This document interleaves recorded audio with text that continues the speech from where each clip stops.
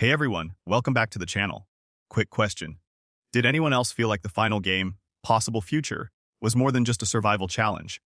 I mean, honestly, when I saw the game layout, I immediately thought, this is the cube on steroids, and I couldn't resist diving into it because, trust me, this finale isn't just a game.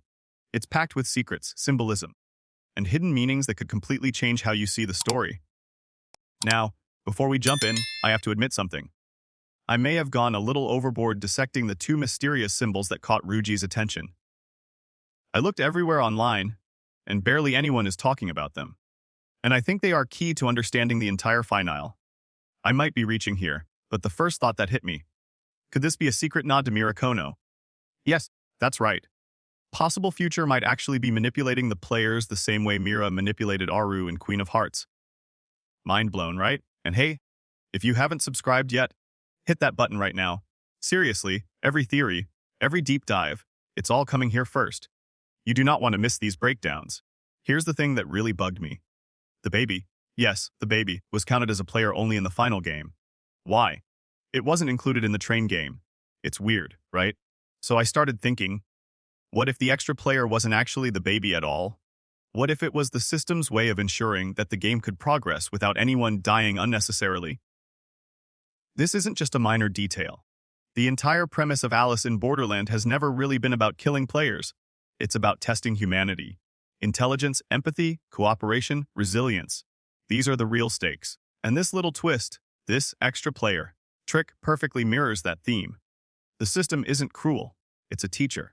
But the players, they almost never see it coming. Here's a secret for you that most casual viewers miss in the spin-off manga Alice in Borderland Retry. Arisu faces a game where only one player can survive, but that restriction is intentionally misleading.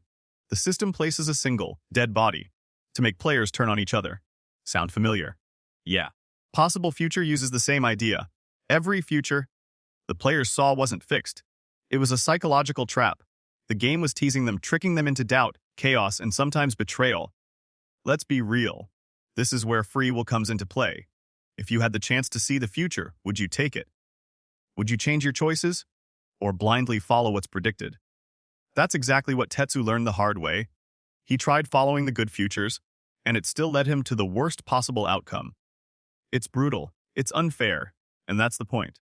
The game isn't about knowing your fate, it's about how you respond to uncertainty. Let's think about this for a second. What if Usagi had been counted as one player the whole time? Suddenly, Arisu and the team could have exited together. The entire dynamic of the finale changes. Crazy, right? I want to hear from you. Do you think the baby was actually a player? Or was it just the system testing the team's problem-solving skills? Drop your thoughts in the comments because this is exactly the kind of mystery we could debate forever. And here's my personal take. The game is all about choice. Every door, every path, every future, projected on the walls, it's a lesson in human decision-making. You open a door, and it could be your best day or your worst. But here's the kicker, the doors don't control you.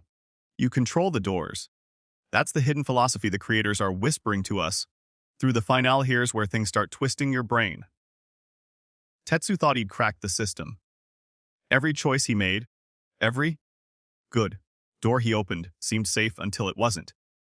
And that's when the finale's message hit me like a brick key. Sometimes doing everything right still gets you destroyed. Think about that.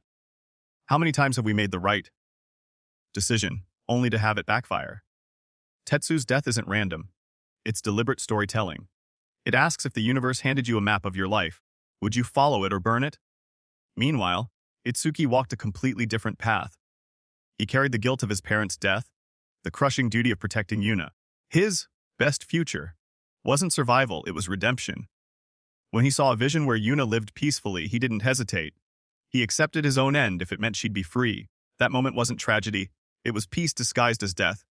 So we have two men, two futures, Tetsu, chasing perfection, and Itsuki surrendering to purpose. One fought fate, the other embraced it. And the game punished both, or maybe rewarded one. The deeper you look, the clearer it becomes the projections on those walls were never certainties. They were temptations, mirrors held up to human weakness. Because the second you believe a good future is guaranteed, you stop fighting for it. Here's something that still gives me chills. Notice how the game never showed how each future happened, only the result. That's psychological warfare. The system wanted the players to focus on outcomes, not choices. It's the same manipulation Mirakono used back in Queen of Hearts. She didn't attack Arisu physically. She attacked his certainty. That's the possible future trap. It feeds you comfort, makes you complacent, then rips the floor out from under you. And here's the forbidden layer: the game isn't really testing logic. It's testing faith. Not faith in gods or destiny, faith in yourself. The courage to act without guarantees. That's why News Moment matters so much. At first, he plays like Tetsu, obsessed with beating the system. But once he starts following Arisu's plan, he stops chasing prediction and starts trusting instinct. He literally ignores his projected death, and that's what saves him. The show is telling us the future isn't a script, it's a negotiation. And every time you choose, you're rewriting the next line. Let me throw this at you. If you could glimpse 10 seconds of your future right now, would you look? Would you peek, knowing you might see something you can't unsee? Drop your answer below, because I honestly think most of us would look, even if it wrecked us. That's what makes Alice in Borderland so genius. It turns curiosity into punishment. The same human instinct that drives us to survive is what dooms half the players. And yet Arisu plays it differently. He sees his death, and he walks through the door anyway. Why? Because he's finally learned that belief beats prediction. Every bad door he's faced since Season 1, every betrayal, every loss, every game, forged him into someone who no longer fears uncertainty. That's why he wins. Coming up next, we'll unpack Arisu's final decision. How choosing the death door might actually be the moment he truly becomes free, and what it reveals about the game's ultimate purpose.